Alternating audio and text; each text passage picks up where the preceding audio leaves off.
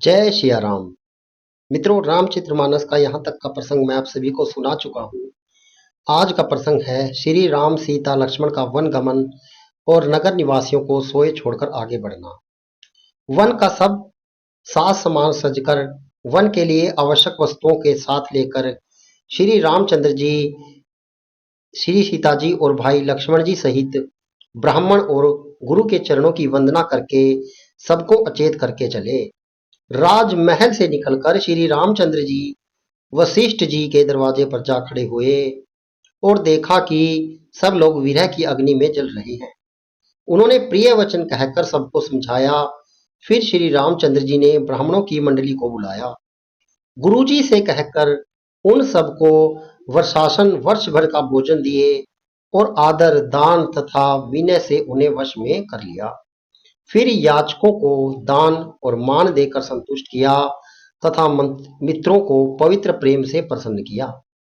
फिर दास दासियों को बुलाकर उन्हें गुरुजी को सौंपकर हाथ जोड़कर बोले, हे गुसाई, इन सब की माता पिता के समान सार संभार देख रेख करते रहिएगा।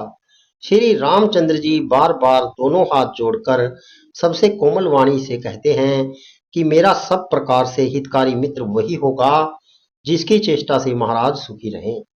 हे परम चतुर पूर्वासी सज्जनों, आप लोग वही उपाय कीजिए जिससे मेरी सब माताएं मेरे विरह के दुख से दुखी न हो। इस प्रकार श्री रामचंद्र जी ने सबको समझाया और हर्षित होकर गुरुजी के चरण कमलों में सिर नवाया। फिर गणेश जी, पार्वती जी और कैलाशपति महादेव जी को मानकर तथा आशीर्वाद पाकर श्री रघुनाथ जी चले। श्री राम जी के चलते ही बड़ा भारी विषाद हो गया। नगर का आर्तनाद हाहाकार सुना नहीं जाता। लंका में बुरे शकुन होने लगे, अयोध्या में अत्यंत शोक छा गया और देवलोक में सब हर्ष और विषाद दोनों के वश में हो गए। हर्ष इस बात का था कि अब राक्षसों का नाश होगा और विषाद अयोध्या वासियों के शोक का कारण था। मूर्छा दूर हुई तब राजा जागे और सुमंत को बुलाकर ऐसा कहने लगे कि श्री राम वन को चले गए पर मेरे प्राण नहीं जा रहे। न जाने ये किस सुख के लिए शरीर में अटके हैं। इससे अधिक बलवती और कौन सी व्यथा होगी जिस दुख को पाकर प्राण शरीर को छोड़ेंगे। फिर धीरज धरकर राजा ने कहा, हे सख, तुम रथ लेकर श्री राम के साथ जाओ। अत्यंत सुकुमार दोनों कुमारों को और सुकुमारी जानकी को रथ में चढ़ाकर वन दिखलाकर 4 दिन के बाद लौट आना। यदि धैर्यवान दोनों भाई न लौटे, क्योंकि श्री रघुनाथ जी प्रण के सच्चे और दृढ़ के नियम का पालन करने वाले हैं, तो तुम हाथ जोड़कर विनती करना कि हे प्रभु, जनक कुमारी सीता जी को तो लौटा दीजिए। जब सीता वन को देखकर डरे तब मौका पाकर मेरी यह सीख उनसे कहना कि तुम्हारे सास और ससुर ने ऐसा संदेश कहा है कि हे पुत्री, तुम लौट चलो, वन में बहुत क्लेश है। कभी पिता के घर, कभी ससुराल, जहां तुम्हारी इच्छा हो वहीं रहना। इस प्रकार तुम बहुत से उपाय करना। यदि सीता जी लौट आई तो मेरे प्राणों का सहारा हो जाएगा, नहीं तो अंत में मेरा मरण ही होगा। विधाता के विपरीत होने पर कुछ वश नहीं चलता। हाँ, राम लक्ष्मण और सीता को लाकर दिखाओ। ऐसा कहकर राजा मूर्छित होकर पृथ्वी पर गिर पड़े। सुमंत जी राजा की आज्ञा पाकर सिर नवाकर और बहुत जल्दी रथ जुड़वाकर वहां गए जहां नगर के बाहर सीता जी सहित दोनों भाई थे। तब वहां पहुंचकर सुमंत ने राजा के वचन श्री रामचंद्र जी को सुनाए और विनती करके उनके रथ पर चढ़ाया। सीता जी सहित दोनों भाई रथ पर चढ़कर हृदय में अयोध्या को सिर नवाकर चले। श्री रामचंद्र जी को जाते हुए और अयोध्या को अनाथ होते हुए देखकर सब लोग व्याकुल होकर उनके साथ हो लिए। कृपा के समुद्र श्री रामचंद्र जी उन्हें बहुत तरह से समझाते हैं तो वे अयोध्या की ओर लौट जाते हैं, परंतु प्रेम वंश फिर लौट आते हैं। अयोध्यापुरी बड़ी डरावनी लग रही है, मानो अंधकारमयी कालरात्रि ही हो। नगर के नर नारी भयानक जंतुओं के समान एक दूसरे को देखकर डर रहे हैं। घर शमशान, कुटुंबी, भूत प्रेत और पुत्र, हितैषी और मित्र मानो यमराज के दूत हैं। बगीचों में वृक्ष और बेलें कुम्हला रही हैं। नदी और तालाब ऐसे भयानक लगते हैं कि उनकी ओर देखा भी नहीं जाता।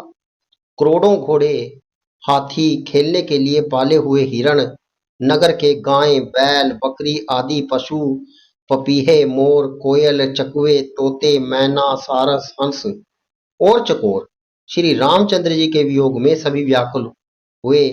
जहां तहां ऐसे चुपचाप स्थिर हो खड़े हैं मानो तस्वीरों में लिखकर बनाए गए हुए। नगर मानो फलों से परिपूर्ण हुआ बड़ा भारी सघन वन था।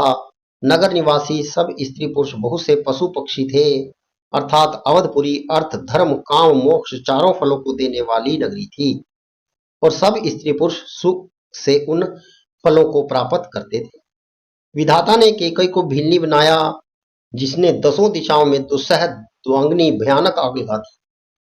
श्री रामचंद्र जी के विरह की इस अग्नि को लोग सह न सके। सब लोग व्याकुल होकर भाग चले। सबने मन में विचार कर लिया कि श्री राम जी, लक्ष्मण जी और सीता जी के बिना सुख नहीं है। जहां श्री राम जी रहेंगे वहीं सारा समाज रहेगा। श्री रामचंद्र जी के बिना अयोध्या में हम लोगों का कुछ भी काम नहीं है। ऐसा विचार कर दृढ़ करके देवताओं को भी दुर्लभ सुखों से पूर्ण घरों को छोड़कर सब श्री रामचंद्र जी के साथ चल पड़े। जिनको श्री रामचंद्र जी के चरण कमल प्यारे थे, उन्हें क्या कभी विषय भोग वश में कर सकते हैं? बच्चों और बूढ़ों को घरों में छोड़कर सब लोग साथ हो लिए। पहले दिन तो श्री रघुनाथ जी ने तमसा नदी के तीर पर निवास किया। प्रजा को प्रेमवश देखकर श्री रघुनाथ जी के दयालु हृदय में बड़ा दुख हुआ। प्रभु श्री रघुनाथ जी करुणा में हैं। पराई पीड़ा को वे तुरंत पा जाते हैं, अर्थात दूसरों का दुख देखकर वे तुरंत स्वयं दुखित हो जाते हैं। प्रेम युक्त कोमल और सुंदर वचन कहकर श्री रामचंद्र जी ने बहुत प्रकार से लोगों को समझाया और बहुतेरे धर्म संबंधी उपदेश दिए, परंतु प्रेमवंश लोग लौटते नहीं। सील और स्नेह छोड़ा नहीं जाता। श्री रघुनाथ जी असमंजस के अधीन हो गए, दुविधा में पड़ गए। शोक और परिश्रम थकावट के मारे लोग सो गए और कुछ देवताओं की माया से भी उनकी बुद्धि मोहित हो गई।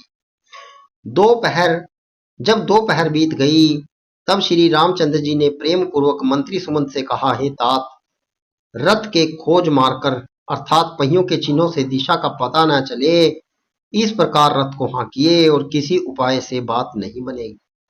शंकर जी के चरणों में सिर नवाकर श्री राम जी, लक्ष्मण जी और सीता जी इस रथ पर सवार हुए। मंत्री ने तुरंत ही रथ को इधर उधर खोज छिपाकर चला दिया। सवेरा होते ही सब लोग जागे तो बड़ा शोर मचा कि रघुनाथ जी चले गए, कहीं रथ का खोज नहीं पाते। सब हाँ राम पुकारते हुए चारों ओर दौड़ रहे हैं, मानो समुद्र में जहाज डूब गया हो, जिससे व्यापारियों का समुदाय बहुत ही व्याकुल हो उठा हो। वे एक दूसरे को उपदेश देते हैं कि श्री रामचंद्र जी ने हम लोगों को क्लेश होगा यह जानकर छोड़ दिया। वे लोग अपनी निंदा करते हैं और मछलियों की सराहना करते हैं, कहते हैं कि श्री रामचंद्र जी के बिना हमारे जीने को धिक्कार है। विधाता ने यदि प्यारे का वियोग ही रचा तो फिर उसे मांगने पर मृत्यु क्यों नहीं दी।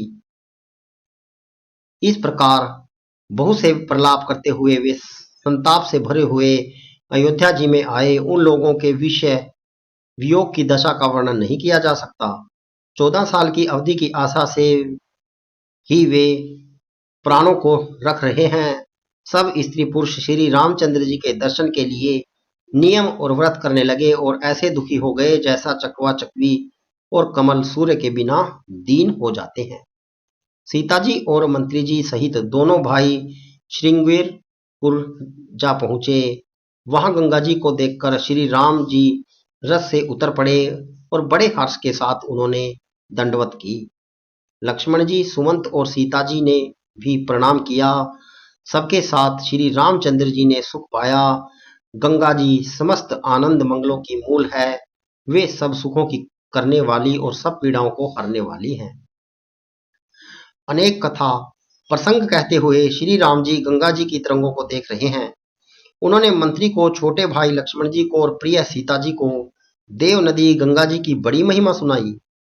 इसके बाद सबने स्नान किया, जिससे मार्ग का सारा श्रम थकावट दूर हो गई और पवित्र जल पीते ही मन प्रसन्न हो गया।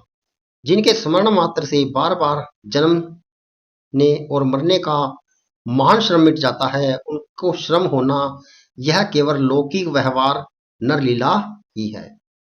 मित्रों, रामचरितमानस का यह प्रसंग मैंने आपको सुनाया है। यदि आपको अच्छा लगे तो इसे शेयर जरूर कीजिएगा और लाइक कीजिएगा। जय श्री राम।